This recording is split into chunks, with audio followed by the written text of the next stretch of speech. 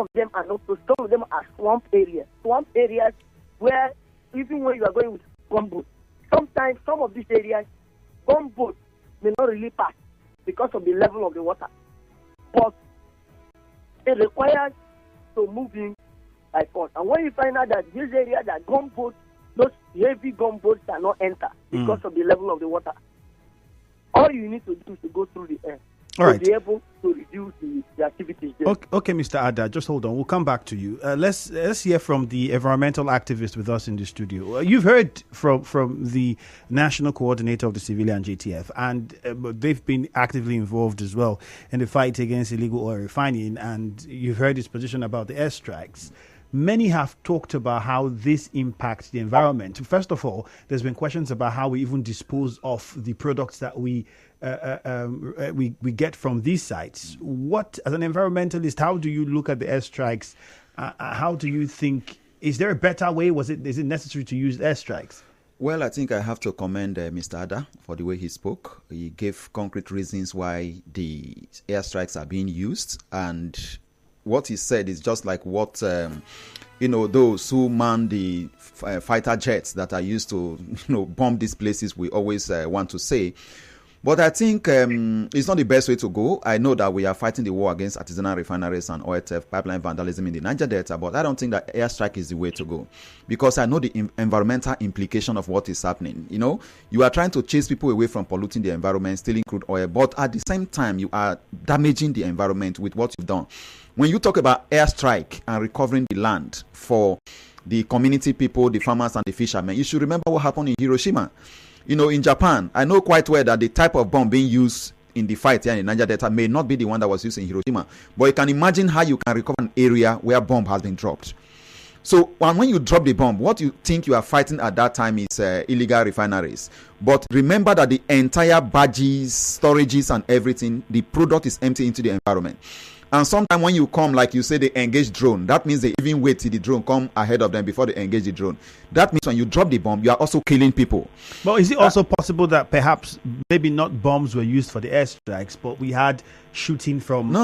It must be bomb. From it is bomb. Well, just to say, we know that, yes, that's what airstrikes would be bombs. Yeah, we've seen several ones they drop. It's bomb that they just drop into that area and they pollute the area. So I think there are better ways to fight this. Remember, these boys, like he said, have spent 80, 90, 100 million to set up a site, and then they equip themselves with guns, sophisticated weapons to protect that area.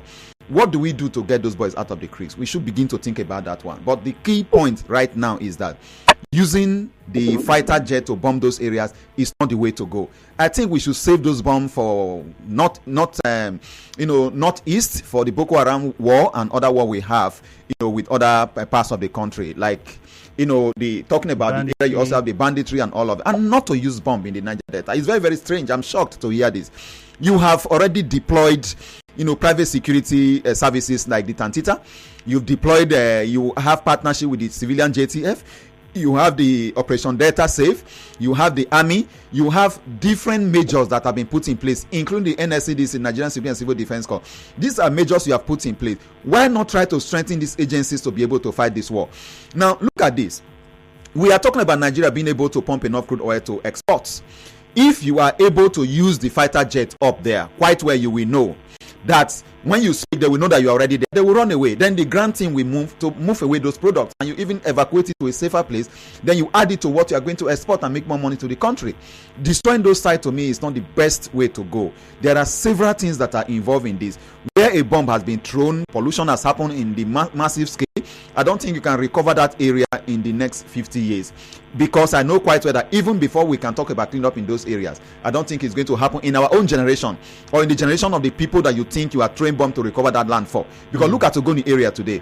Since how many years now? The UNEP report came in 2011. This is 2023. We have not even been able to remove the black soil, the black crude on the surface of the soil. So you can imagine, and this is a project that was supposed to take 25 to 30 years. But if we have spent between 2016 that the project was launched to 2023, close to 10 years now, and we have not been able to do anything, that means the Ogoni clean up that has a report on it may not be completed in the next 50 years. So I don't think we should begin to destroy the Niger Delta environment the way we are doing, because when we do that, we are going to have a Niger Delta without Niger Delta people someday. We have a short commercial coming, Mr. Adah. When we return, I would also ask you, he was highlighting some measures that have been put in place. We also know that one of the ex-agitators, Tom Polo, was contracted to secure some of these pipelines. How effective do you think these sort of efforts are? It's something that would like you to also share with us. But that will be after we return from the commercial, so stay with us. Nigeria Info will be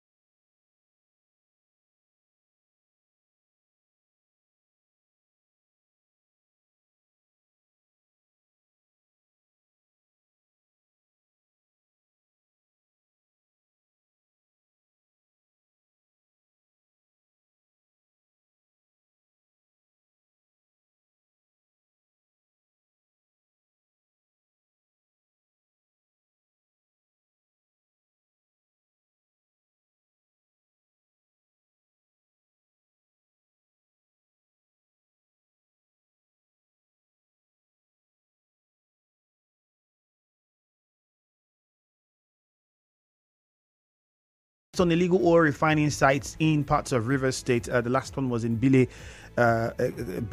community southwest of Bile, coastal town in Degema local government area, and we've been having conversations about whether it is necessary to use airstrikes as a way to tackle this problem of illegal oil refining in some parts of the state.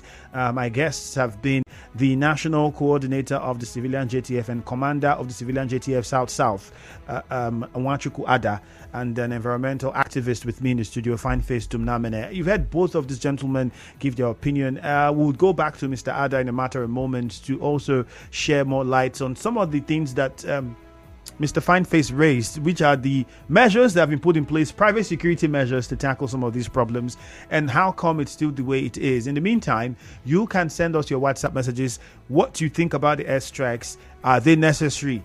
On WhatsApp, it is 0809 030 6416. And then the numbers to call are 0817 923 0003 and 0817 923 0007. Mr. Adah, thank you for staying on the line. Hello. Yes. All right. So before the break, Mr. Dumnamene here in the studio is highlighting some private security measures that the government have put in place.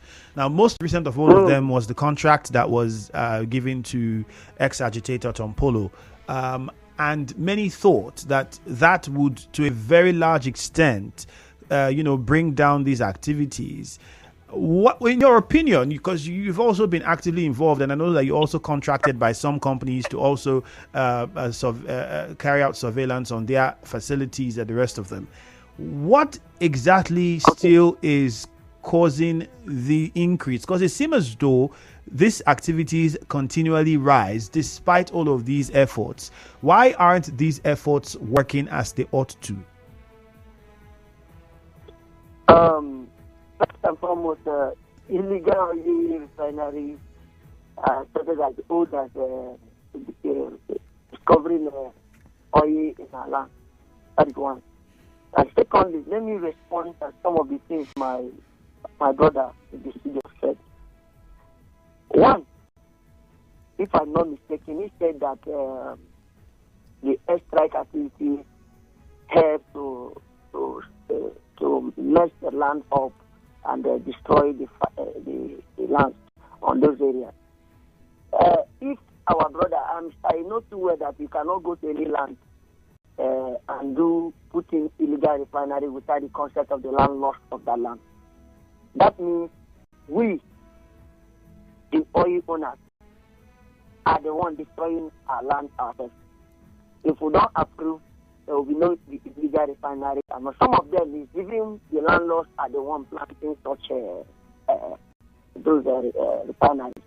Now, after effect is what we're talking about. After effect is when the land is already damaged, messed up with crude oil and illegal refinery by we, the owners of the land. Then when the government now tries to tackle it, maybe when the SSC is getting much and go. All right, Mr. Adah, I think we got interrupted by the network. We'll try to reestablish contact with Mr. Adah. In the meantime, let's take some messages and a few calls, and we'll come to Mr. Fyne in the studio. But Mr. Fyne, okay, quickly, let's just hear from you. What do you think, from your experience, could be why we are still struggling to handle this problem, despite the monies? In fact, for the Tompolo contract, we are aware the billions of naira was expended by the government to survey these facilities, and it seems as though we still have people who are highly involved in the activity, and nothing seemed to be dwindling. At first, it felt like it was going down the first time, but this is where we are now. All right. Yeah, I think the issue with the Tompolo pipeline surveillance contracts, that's the Tantita Security Services Limited, is because it was intended to serve as a form of amnesty for youth who are involved in artisanal crude oil refineries in the Niger Delta. by engaging those boys through the security services as alternative livelihood opportunity through the contract. How is that an alternative livelihood? Giving them money on alternative livelihood? Relatively, at least as a kind of temporary measure to address the issue. Now, what then happened is that when the contract was received, slots shared among the various agitators across the states in the Niger Delta where this is being run, Bayelsa, Delta, Rivers, Akwa Ibom. Now, the youths that were now being used to carry out the job are no longer those youths that were involved in artisanal refineries. Those who are with us just to place them on salaries. Now, the original people they were supposed to fight against and who were supposed to benefit, take this little token and stay away from artisanal refineries, are unable to do so. That is one area of the issue. Currently, we are getting very strong reports from even people who are coordinators of the Tantita security services that they have not been paid for about 4 months. If they have not been paid for about 4 months, that means that the federal government is not living up to its own part of the bargain by ensuring that funds are released for the Tantita security services for them to be able to pay their workers. And then we are also hearing reports of more people being even employed than what was necessary in a view of making sure some people are happy with these processes.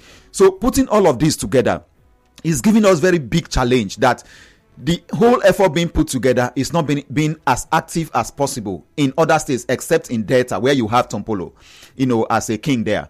So the issue here is that we need to review a whole of these processes. The contract is expiring next month of September, and then the NNPC, the federal government, will now sit back to look at the possibility of its extension, to review the contracts, if all will now still be given to Tompolo or it will be shared among other agitators in the Niger Delta, which is what almost caused problem from in the first phase.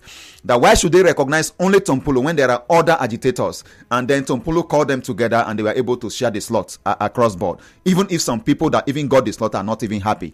So the point here is that we have all the measures put in place, and all these measures are basically stick measures. You are using stick to hit these boys. Why not look at why they are doing that thing? The number one thing they tell you that what motivates you into artisanal refinery, they tell you lack of job, lack of things to do, and we are all aware of this. Now they have decided to pitch their tents in the oil and gas industry, illegal. Now, why not we legalize what they are doing? We can legalize artisanal refineries through what we call the Presidential Artisanal Crude Oil Refining Development Initiative, PACOD, that legalizes and integrates what they are doing into the national economy. It's not a rocket science. I have developed this proper and the federal government has adopted it. And we have held 2 national conferences. National summit organized by the former SA to former President, Buhari, talking about Senator Tainan in Abuja, 2021-2022. We heard that meeting. I was there. I spoke in those areas, presenting this, and they have adopted it as a national policy. What is holding them from effecting that policy of legalizing that? Now, we also talk about the modular refinery the federal government talked about in 2017. We've been pushing that. The 18 licenses for the 6 states in the Niger Delta has already been approved. What is remaining is issuance. I have engaged the federal government from Niger State to the Federal Ministry of Petroleum Resources over 3 times. The file is currently at the presidential villa, like I'm told, that I should wait till when the new government sits down, ministers are in office, then that approval will be made. I am not going to oil refining, but I am going to receive these 18 licenses on behalf of the people, not because I support extraction of fossil fuel, but because if we can give these boys alternative livelihood opportunities through PACOD or through the modular refinery, we are going to have like 90% reduction in pollution. And if we have that, we begin to address the pollution that we have. That and when they want to fight this war, you will even get there, you will not see the boys again because they have alternative that has brought them out of what they are doing. All right, Mr. Adah, I'm sure you heard some of the things he mentioned before you got interrupted by the network. So you can continue now. Okay. I think the last speaker now, I think the administrative point he has made is very important. But me, I speak on the operational point. Exactly. It is easier said than done. We that is in the forest every day, we know what to see in the forest. Why the administrative part of the let them continue and be fast on whatever they are doing that will help us to go out of the forest. So the point I'm trying to make, I see is saying that there is no justifiable reason to commit crime, to be into crime. And there is no way we are going to commend anybody in crime. Me, particular me, and what I stand for. I stand against crime. Crime against your humanity, crime against your country, crime against yourself. So the point I'm trying to make now is that oil illegal refinery is a crime against the federal government. Why they make it? There's a message I did. There's a video I did. I said that we are not going to continue to fight. let us also do something like a sensitization. I did a video that I posted even to the president, I think last 2 weeks. The video comments, I mentioned the countries where we have refinery. And I called Mr. President Bola Tinubu to please urgently look at our refinery. The 3 refineries that shut down to see how they can reform it. That is on that area. Going back to where more operational point of view, who will go to those areas where these things are damaged? My dear, when you go to those areas, you will see reason why those things, whether through any means, should be stopped. Now, the illegal oil refineries brought to those areas has already damaged the land because some of them are cooking for more than 1 or 2 years. You see the whole area is already messed up. So coming to destroy it, whether by air, by land, by whatever, which is the only solution to stop that, hoping that any other thing can happen around the area. Secondly, I am not part of Polo's anti-trust thing, but I comment on Polo for his way of employment when they gave him the job. He employed almost 90% of some of them that is into this illegal refinery. I think gave a special money for them to go and destroy those illegal refinery, gave a starting date before they now commence this. I think he did that. But let me tell you, the problem, that is why I say I don't support crime. The problem we have is that some of these are brothers who take millions on every given night, every day, they make money in millions. And you place them on salary. Some of them, we hear them say, what will I be doing with salary? So they are not comfortable with just saying salary. Everybody, each of them cannot be issued contract. They are made, so many of them are made to work for anybody that the contract is made. And at the end, stop illegal bunkering. But some of them will say, no, we cannot stay on salary. Look at the kind of money I make every day. Why will I leave it for a salary of monthly? It happens. So many of them will cut in the place of doing this. Even some of the time, they compare, look, we make a lot of money. And what are we doing with salary? So you can see that there's no justified reason to justify crime. So in me, I want to say that I will advise generally that this illegal oil refinery, while we are waiting for the federal government to approve local refineries and all that, while we are waiting to do that, let us see how we can reduce it, because this damage is to ourselves. This is a crime to ourselves, not only to the federal government and multinationals. I see it. I am inside the bush. I battle with them. I know what to face every day. Sometimes you go along the bush, you find dead bodies. When you investigate, you find out they say the person is informal. They thought some of them are farmers, hunters, fishermen that came to do their job. They say they are informal. You see them, they will kill them and keep them somewhere. A lot of illegality, a lot of that abnormality is going on. It is easier for anybody that is not going to fight them in the bush to say anything you want to say, because he does not have idea of what you are going to do. All right, Mr. Adah. All right. Yes. Sorry to interrupt you, but let's take a few calls. When we come back, there's still more to talk about, and we'll get into those. But let's go to the phone lines now. Let's start with David in Yenagoa. David, good morning to you. Okay, we lost the call from David. The numbers to call are 0817-923-0007, 0817-923-0003. Again, 0817-923-0007 and 0817-923-0003. And we're asking you to respond to this. You've heard of the airstrikes that have been applied by NAF to tackle illegal oil refining in some sites in Rivers State. Do you think airstrikes are necessary? Is that a necessary tool that should be used to tackle this problem? We go back to Yenagoa with David on the line. Hello, David. Good morning. Yeah, greetings from the city of Yenagoa. Okay. Yes. David West is my name. Go on, David.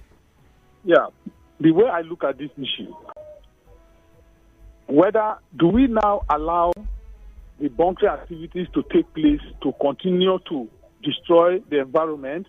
As far as I'm concerned, whichever way we look at it, the activities of bunkering, this illegal bunkering, causes high level of devastation or destructions environmentally to our environment. Then again, too, the airstrike we see or they do, completely I would not say I'm in support of it, because even the airstrike too, they also damage the environment. But how do we now solve this situation for ourselves that we no longer have damages to the environment? It now beholds on us as a people to have a rethink, not because of the money you want to make, you begin to destroy the environment. The only peaceful way we can do this is to stop these activities and engage in meaningful activities. Again, government too, I have said it in different programs that have attended environmental programs, that government is also wasting so much time. Why not go to these points where these people cook this crude, these illegal points, call them, sit down and look at what they are doing and begin to bring them into proper refining. Otherwise, you destroy today, tomorrow they go to another place and open and continue the same business. But for me, by any means necessary, we need to stop them. All right, David, thank you. Letambari is in Bori. Letambari, good morning. Good morning, Ifeanyi Andrew. Yeah, you're welcome. Go ahead. Yes, let me greet the National Commander of Civilian GTF for his job well done. Yeah, I listen to him kindly and I hear the first time somebody is speaking from the intent and from the reality, I really see sense in what he has said.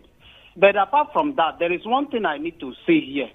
One man cannot cook for the whole community. Sure, you know that. And if the community cook for that man, it don't go easy. Government has all it takes to train militaries to combat, that can combat with these guys, no matter how rigid or strong they are. That is why I said one man cannot cook for the community. Because if you train this military, see how you can use them to disarm these guys. They cannot be bigger than the federal government. How on earth will it be very challenging that we use airstrike that will damage our environment tomorrow? We don't want a situation where we do something and tomorrow we'll begin to regret. Let the federal government train militaries that can combat with these people, disarm them, and for God's sake, even the people that are coming to buy this crude oil from them, I think these boys, they exchange this crude oil to get arms. That is how they get their arms. It is true because even the security agencies aid them, pave way for them when doing this. I have seen it. From that environment, I've seen it. I know what is going on. Like the commander said, that is what is going on. All right, Letambari, thank you. But let's get on to Sobere in D-line. We lost that call, Sobere. Muriel, Okrika woman, is on the line from Okrika. Okrika woman, good morning to you, Muriel. Thank you. Efemi, good morning. Yes, go ahead. Efemi, your guest on the line said the bunkering situation in the Niger Delta should be likened to a war situation. I disagree completely. But where I agree with him is when he likened it to the Boko Haram issue in the north. Look, I feel we've heard some governors in the north that told us that the Boko Haram guys, all those herdsmen or non-gun men, they are trying to secure the places where they have their natural resources. They are guarding it, and some governors are saying that these guys are selling this material. They are using it.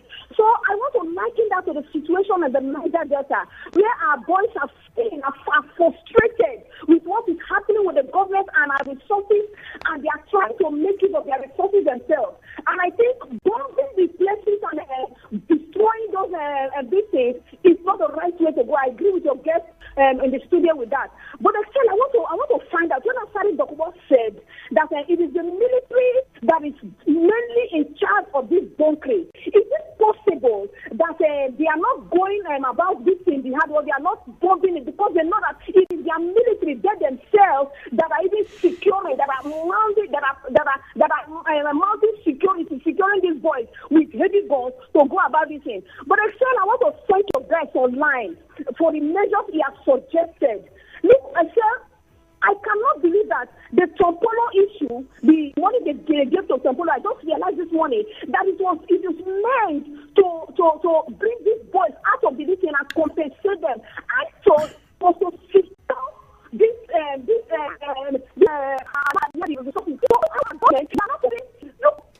I said there are so many. All right, Muriel, thank you very much. So many we understand that. But I suggest that they should go ahead, speedily bring up these artisanal refineries just to bring these boys out. Thank you very much, Muriel. We'll go to Dumnamene, and Noah is there, and then we answer Okonkwo at Rumokuta, and that will be it for the calls. So we come back and wrap things up. Already running out of time. Noah, good morning. Okay, sir. I want to comment on what the civilian JTF has tried. So his own instance, he has tried. But then raising a airstrike to destroy an environment is not the best. If you can go back what happened to Hiroshima, it destroyed ways to mitigate issues like this. So many ways. We have so many ways to mitigate issues like this. Not by raising an airstrike to come and destroy. Now, when you bomb an environment, do you know the other effect, the side effect of what it can cause? Now, there are so many things that you can do. Government are capable to stop these things.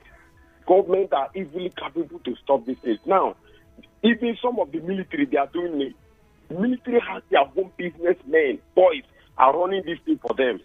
The military, that's why it is that you cannot stop bunkering in Niger Delta because the military are heavily involved on it. Yes, the civil JTI has tried, but when you go deep down and make investigations, some of the military, the military organs, they are the ones that is instigating all these things. They are the ones that supersede. They are heading all this bunkering to take place. Most of the ports that are having these bunkering issues, all the rest, bunkering port, bunkering services, they don't have money. It is the military that are giving them the money to go and do it and bringing return to them. So if government wants to do something to stop this, they should start fighting from the military, have an investigation panel to investigate who are sponsoring those boys to do all those things. They should do all these things. All right, Noah, thank you. Bomb to destroy. When you raise the bomb, you raise the helicopter, they fighting jet to destroy an environment. After then, you have never solved the issue. They said attack the force of evil, not the person doing the evil. All right, thank you, Noah. A lot to say. Many are accusing the military now. Asari Dokuba was one person who had openly also accused the military. I'll come to Mr. Adah to speak from that perspective. But quickly, Mr. Fyne, let's get a few words from you on this. Yeah, it's just unfortunate that time will not allow us to discuss this exhaustively because oil theft in the Niger Delta has lasted over 44 years. Our trace has it to 1979 when it actually started with the stealing of crude oil. So I think we have to look at the carrot approach. Alternative livelihood opportunities for this boy because there is no other livelihood you will give them that can pay them a little better than what they are currently getting. If you like, bring up the two refineries in Port Harcourt, oil refineries and Dangote refinery comes on stream, they will still be stealing crude oil, except you provide something different for them. Why would they be stealing? Because they are getting the crude oil free and refining. So we need to legalize artisanal refining. We need to provide modular refinery. Then we need to strengthen the network on organized crime in Nigeria and the Gulf of Guinea that we share information that has been gathered as intelligence with security operatives to fight this. That is the only way we can succeed. One thing Niger Delta people must be aware of is that in the north and western Nigeria, they have legalized illegal gold mining into what they call Presidential Artisanal Gold Mining Development Initiative, PAGMI. Why not legalize artisanal refineries in this Niger Delta? So we need to collectively work together. The security is being accused, and even before Asari Dokubo said it, some of us have mentioned it as far back as 2017 that the security operatives are involved in part of these processes. Our former governor of Rivers State have also said they are involved in these processes, and we are also seeing situations whereby the local boys even disarm army officers, take their uniform, take their guns.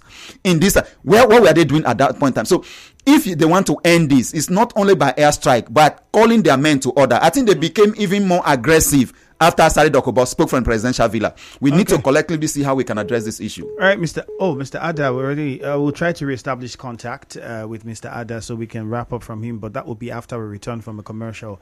We have a very short 2 minutes commercial. While we're waiting on that one, some messages here says, Uyo Obong Princess, this present government has started their own side of confusion. Even as this country is in the dark like this, they still go around destroying people's businesses, and these people are those bringing petrol and kerosene, which they don't produce. So you see, Benjamin Eke says, see, if not for the myopic thinking of our leaders, these same people could be put into use by modifying these the refineries that they have and employing them rather than resorting to wasting what they do.